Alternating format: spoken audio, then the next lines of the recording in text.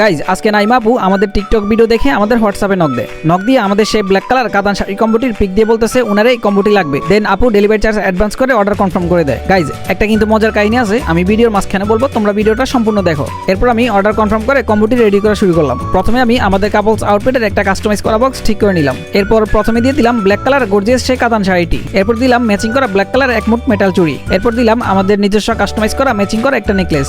এরপর সাথে দিলাম ব্ল্যাক কালার একটা রেডিমেড ব্লাউজ।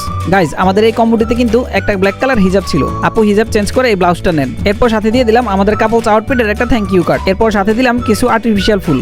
গাইজ আমাদের এই ব্ল্যাক কালার শাড়ি কম্বোটি কেমন লাগলো অবশ্যই কমেন্ট করে জানাও। এরপর আমি র্যাপিং করা শুরু করলাম। গাইজ আমি কিন্তু শুরুতেই বলেছিলাম একটা মজার কাহিনী আছে। কাহিনীটা হচ্ছে মূলত নাইমা আপু প্রথমে তার বান্ধবীকে গিফট করার জন্য এই কম্বোটি তার বান্ধবীর অ্যাড্রেস দিয়ে অর্ডার করছেন। কয়েক ঘন্টা পর আপু নক দিয়ে বলতেছে, ভাইয়া শাড়িটা আমার নিজেরই অনেক ভালো লাগছে, আর আমার বান্ধবী এখন ওর বাসায় নেই, বাসায় আসলে পরে বান্ধবীকে দিব, এখন আগে আমি এটা নিয়ে নিই। গাইজ সবার লাইফে কিন্তু এমন একটা বান্ধবী দরকার, যে বান্ধবী থাকলে আর শত্রুর প্রয়োজন হয় না। তো যাই হোক গাইজ, ইমোশনাল কাহিনীটা বলতে বলতে আমাদের কিন্তু র্যাপিং করাও শেষ।